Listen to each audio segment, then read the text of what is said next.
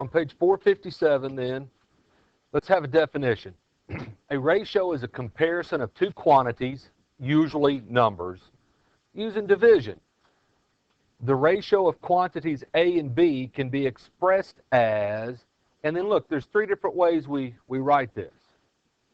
We write it as A to B using the word to, or with a colon, that also is read A to B, or write it as a fraction, which is what we usually do. That's far and away the most common way to write a ratio. We say A over B. Let's try to get in the habit, at least while we're thinking of these fractions as ratios. A fraction and a ratio are really the same thing, okay? But I'm going to try to say A to B a lot more often, and I want you to get in the habit of doing that too, all right? Where B does not equal 0. Now, how come B has to not equal 0? You can't have a fraction with 0 as the denominator. You can't divide by 0. All right, there's no such thing as dividing by 0. So ratios are usually expressed in simplest form. So like I show you here on the screen, if you've got a ratio of 32 to 18 and you reduce it, all right, it's called putting it in simplest form, or some teachers say putting it in simplest terms. I usually just say reduce it. Well, you divide the top and the bottom number both by 2, and you get 16 to 9. So 32 to 18 is the same thing as 16 to 9. Now, look, there's two ways we can write equivalent ratios. One is to do what we just did here. 32 to 18, divide both sides by 2, right there. All right.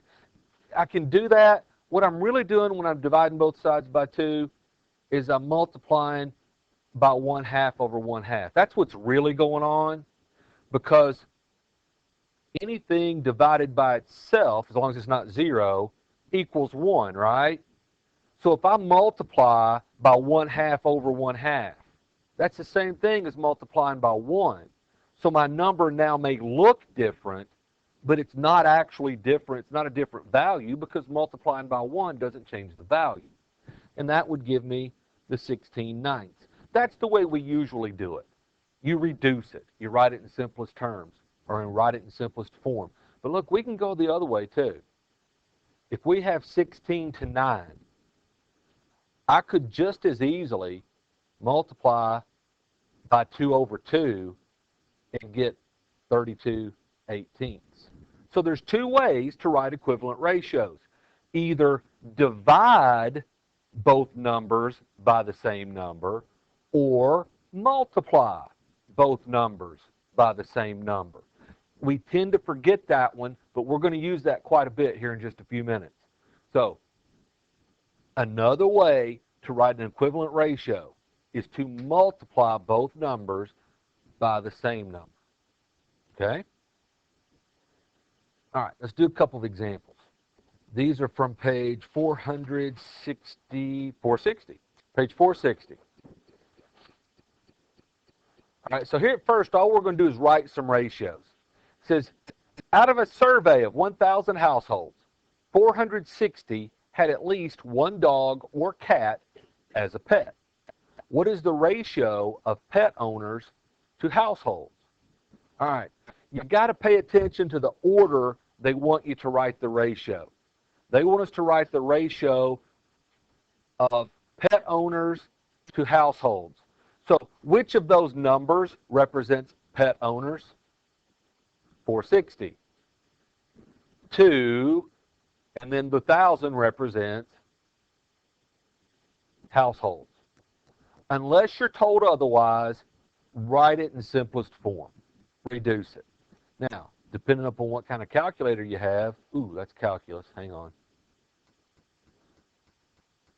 Depending on what kind of calculator you have, it may be real easy to reduce it. Just do 460 divided by 1,000, math, fraction, enter, and the calculator's done all the work for me. So that comes out to be 23 to 50.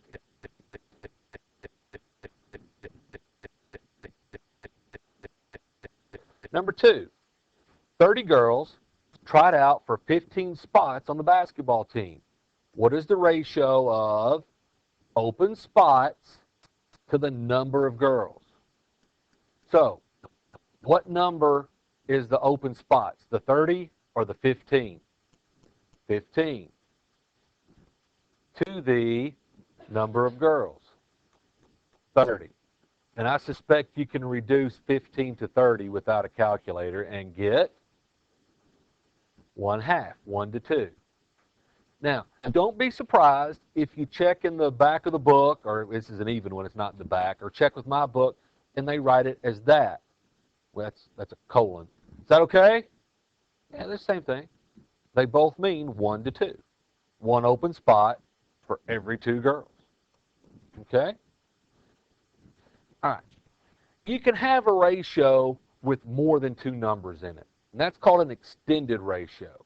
Extended ratios can be used to compare 3 or more quantities. And when you have an extended ratio, I always use the colon as the 2. I don't write those as fractions. It looks really weird to see a number, then a fraction bar, then a number, then another fraction bar, then another number. It just seems weird. So the expression A to B to C means that the ratio of the first 2 quantities is A to B, the ratio of the last 2 quantities is B to C, and the ratio of the first and last is A to C. Okay? Now, this comes up quite a bit working with triangles because there's 3 sides, 3 angles. So look at this example I picked out here. It says the ratio of the measures of the angles in triangle ABC is 3 to 4 to 5. Find the measures of the angles. And remember how we said there's 2 ways to write an equivalent ratio? One is to divide both numbers by the same thing. The other is to multiply both numbers by the same thing. Well, there's 3 numbers, but we can get an equivalent ratio by multiplying all 3 numbers, the 3, the 4, and the 5, all by the same thing. Let's call that same thing x. So our ratio is 3x to 4x to 5x. Now, here's the thing. These numbers, 3x, 4x, and 5x, represent the measures of the angles of a triangle. So haven't we known for a long time that if we add the 3 measures of the angles of a triangle, we get 180? So by calling those 3x, 4x, and 5x, I can get that equation. And I'm not through when I get x equals 15. But what I now know, if x equals 15, I know that 3 times 15 is the measure of one of the angles. I know that 4 times 15 is the measure of another one. And I know that 5 times 15 is the measure of the third one. See how that works out? Any questions? All right, we're going to do several of those. Okay? All right, and so let's do a couple. Let's do number 4, then we'll back up and do number 3. Number 4, the ratios of the measures of 3 angles of a triangle are 4 to 6 to 8. Find the measure of each angle of the triangle. Well, let's work this one just like we did the example that I had on the screen just a second ago. All right? So let's write an equivalent ratio by multiplying the 4, the 6, and the 8 all by x. So we call it 4x to 6x to 8x. And if those numbers represent the measures of the angles of a triangle, when I add them up, I have to get a sum of 180. So 4x plus 6x plus 8x must equal 180. Well, 4x plus 6x plus 8x, that's 18x. So that means x equals 10. So now I can figure out the measures of all 3 of those angles. The 4x, 4 times 10, that one's 40. The 6x, 6 times 10, that one's 60. Then the 8x must be 80. So there are the 3 measures, 40, 60, and 80. Simple enough? All right. Now, back up to number 3, and they're throwing us a bit of a curve. instead of giving us the ratios of the measures of the angles, look what it says they're giving us. The ratio of the measures of 3 sides. Now, I know that you know that sides don't always add up to 180. In fact, we've probably not worked a single problem all year where the sides added up to 180. But we do so many with the angles that I'm afraid you're going to blow by that and you're not going to realize we're dealing with sides. So sides don't add up to 180. Sides on different triangles add up to different things, don't they? And whatever it is they all add up to, we call that the perimeter, don't we? The sum of the measures of the sides is the perimeter. So for each problem where they're dealing with sides, they have to tell us what the perimeter is, or we can't work the problem. Okay? So pay attention to the perimeter. They're going to give it to you. You just got to realize, okay, this one's sides and perimeter, not angles and 180. Okay? So do it the same way, though. Write an equivalent ratio of 2x to 5x to 4x. And then when I add those measures together, it must equal the perimeter, which in this case is 165.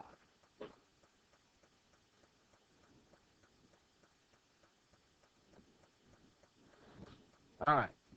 Let's see, that'd be what, 11x equals 165. What's 165 divided by 11? All right, so now that I know x equals 15, the lengths of the sides. Well, one side is 2 times 15. The next side is 5 times 15. What's that? And, oh, I got to back up as far as size, don't I? 4 times 15.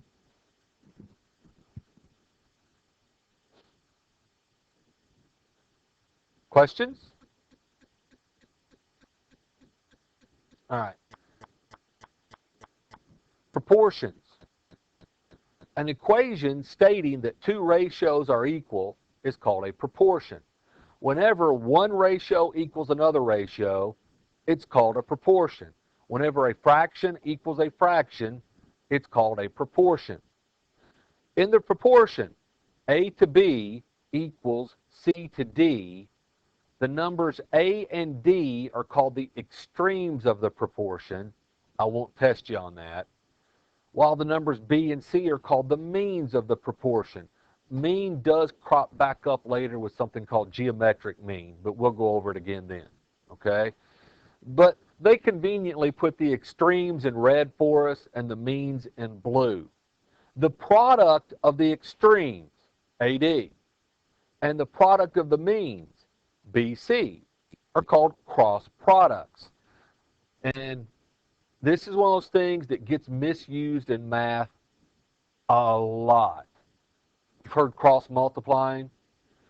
I hate that term because students hear it and then they try to do it all the time even when it doesn't apply. When you have a proportion, which is one ratio equals another ratio, the cross products are arrived at by going across the equal sign. So draw an arrow across the equal sign. It's got not across horizontally, across it so that it literally goes across the equal sign. That groups A and D together. Go across the other way, that groups B and C together. Well, the cross products property, notice it's not a theorem. It could be, I think, but they're just stating it for us because it always works this way. In a proportion, the product of the extremes equals the product of the means. A times D always equals B times C. Always. How often? Always. All right? And look, I can give you a really easy example. We know that 1 times 2, or not 1 times 2, 1 to 2 is the same thing as 3 to 6, don't we? Aren't those equivalent ratios? Well, look what happens. If I multiply the extremes together, 1 times 6, I get 6. And then I multiply the means together, 2 times 3, I get 6. It always works that way. Okay? Which means that if one of these is an x, I can work it out. Do the 1 times 6 on the left and still get 6. And then 2x divided by 2. Now I know what number goes up there. As if I couldn't have figured it out anyway, but now I know what number goes up there. So that's how we're going to use the cross products property. A lot of books used to call it the means extremes property, and I think they realized that students didn't like that. It was too wordy. Just cross products. Okay? So in May, we'll be doing some sort of review, and we'll have some similar triangles, and you'll set up something, and you'll say, how do I do this again? And I'll say cross products, and you'll go, oh, okay. All right? Cross products. All right, so here's how it looks. You multiply the top left times the lower right, bottom left times upper right. Does it matter which you put on which side of the equals on this step right here? Doesn't, does it? We can flip-flop the left side and the right side. That doesn't matter. And then work out the algebra. Look at problem B here. Here's the only thing to be concerned with here. When I go top right times bottom left, I got to distribute that 5, don't I? Lots of times I won't bother writing that step out. I'll do the distribution. You know, I'll just go from here to here, but I've got to distribute it. It's not just x times 5. It's not just 3 times 5. It's the quantity x plus 3 times 5. So there's a place that students mess up sometimes, is they forget to distribute the 5. And then 2 times 4x, work out the algebra. All right, let's see if we can work out the algebra. So, number 5, back on page 460. And again, I wouldn't be real shy right now about using my calculator, okay? Because, look, this is an Algebra 1 concept, right? You've done these before. In fact, this may even be a pre-algebra concept. I'm not sure. It might be. So, to make sure that you don't get bored doing a bunch of easy problems, they're going to give us some decimals and fractions and whatnot to keep you on your toes, okay? All right, so number 5, solve each proportion. To solve a proportion, we use cross products. So I'm going to multiply 2 times 24, put down an equals, and then multiply 3 times x. Divide by 3, and now I know what 16 equals. Now I know what x equals.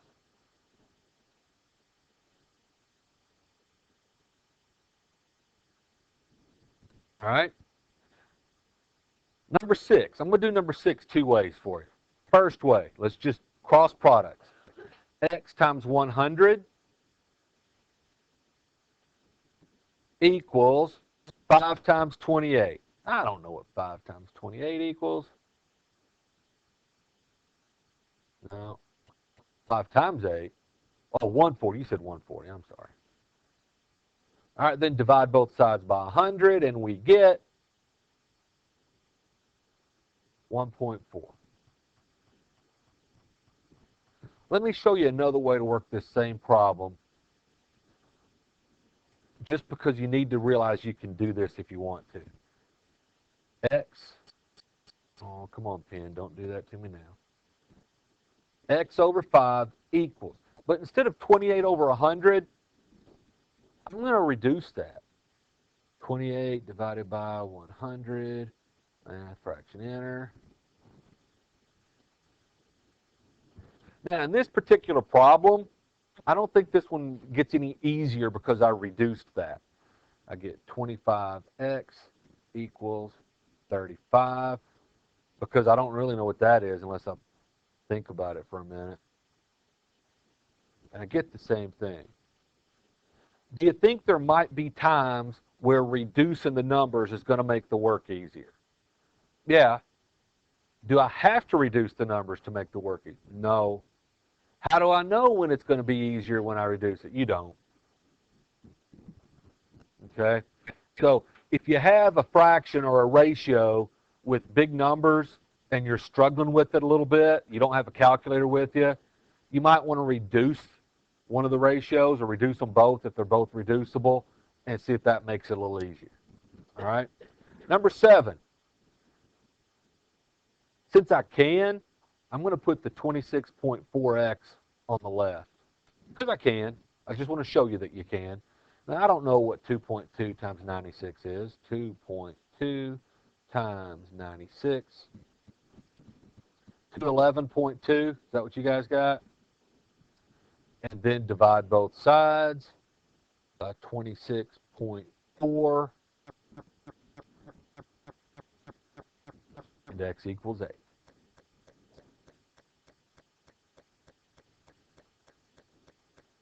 Okay? Still doing okay? All right, last one of these. Number 8.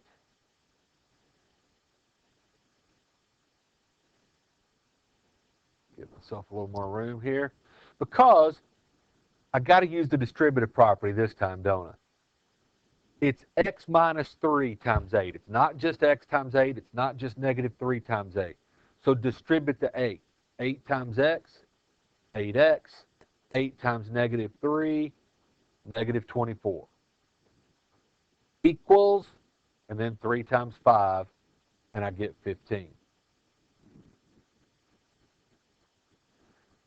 All right, add 24 to both sides. 15 plus 24, 39. Oh, I'm not going to get an integer, am I? So then let's see what 39 divided by 8 is. So you can either give me the answer as 39/8, or you can give me 4.875. If you give me the decimal, give me the whole decimal.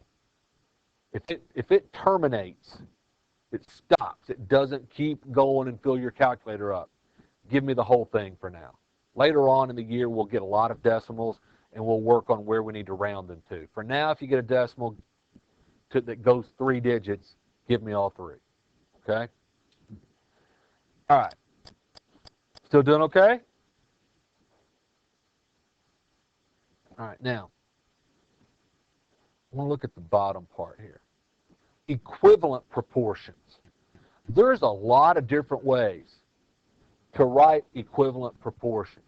They're equivalent if they end up saying the same thing. So, look at these different ones they write out for us. Right? There's our original one. A to B equals C to D. And then the book claims, and I agree, that B to A equals D to C is equivalent. And that A to C equals B to D is equivalent. And that C to A equals D to B is equivalent. Let me erase this so you can see the colors better. Can you see why they're all equivalent?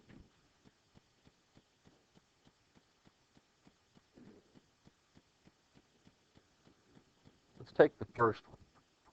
A to B equals C to D. When I apply the cross products property, I get AD equals BC. When I take the second one, B to A equals D to C. When I do cross products, I get AD equals BC. The third one, A to C equals B to D.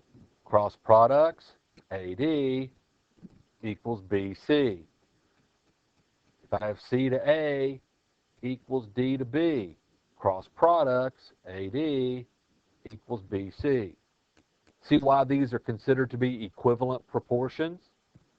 Because they all say the same. You get the same second line every time, don't you? Or first line, depending on how you start counting. The first thing you do gives you the same thing no matter which way. Now, does that mean that it doesn't really matter how you write a proportion? Because y'all looked at similar triangles already, right? It does matter.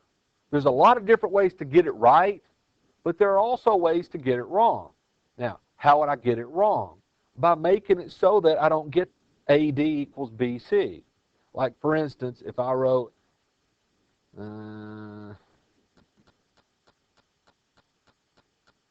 something like that, my next line would be AB equals CD, and that's not the same, is it? Okay? So there's a lot of ways to get a proportion right. There's a lot of ways to get it wrong as well. So why am I showing you all this? Because sometimes we'll work it out and we'll get the same answer, and you'll raise your little hand and you'll say, Mr. Jackson, I didn't work it that way. I say, you didn't. Did you get the same answer? You go, yeah, I did. I got the same answer.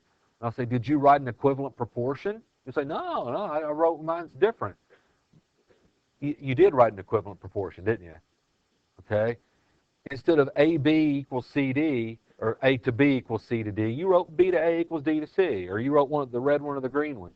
So it is possible. I don't encourage it for you to go out on your own and try to come up with one that's different than what the book has, but it is possible, and you need to know that it's possible. Just you need good math sense to know it's possible to write an equivalent proportion. Okay? Last example. Ella is baking apple muffins for the Student Council bake sale. Apple muffins. I'd rather have chocolate chip muffins. The recipe that she is using calls for 2 eggs per dozen muffins. Now that's a weird unit, right? 2 per dozen. And she needs to make 108 muffins. How many eggs will she need? Well, look, I can write a ratio of 2 eggs to 1 dozen muffins. To solve, to figure out how many eggs she needs to make 108 muffins, I need X eggs, but I don't want to put 108 because on the left, on the ratio on the left, my bottom number is a dozen muffins, not each individual muffin. So I got 2 choices. Either change that 1 dozen on the left to 12 muffins, and then I can use the 108, or I can change that 108 into how many dozen muffins is it? How many dozen muffins is 108 muffins?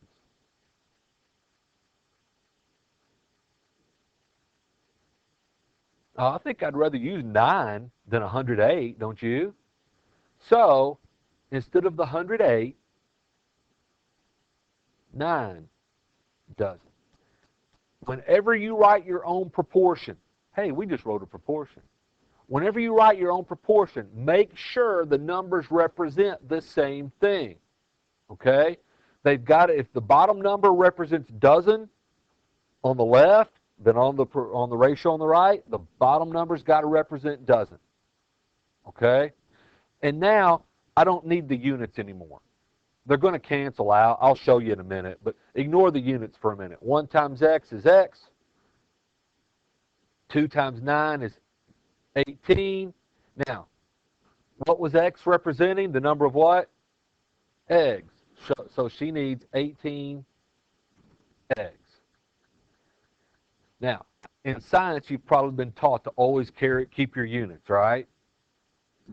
Watch what happens when I do. It's okay to, all right? But you'll see why I didn't. So when I multiply 1 times x, I'll get 1x eggs dozens. And when I multiply the 2 times the 9, I'll get to 18 eggs dozens. Then I can divide both sides by eggs dozens.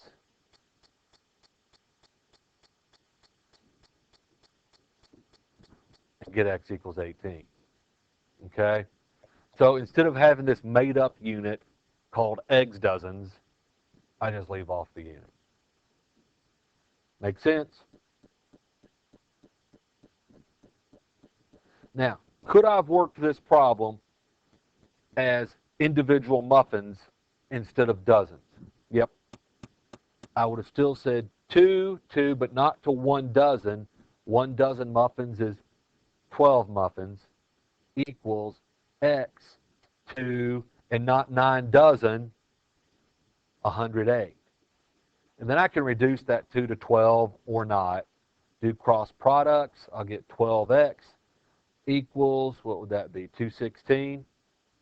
And to divide both sides by 12, and I'd better get 18. Let's see if I do. 216 divided by 12. And sure enough, I still get 18. So the key is use the same units. Doesn't really matter which unit you use the same units. You with me? All right. On page 460, let's do 1 through 9, 13 through 25 odd, 26 through 30, 36, 37, 44, 50 through 53.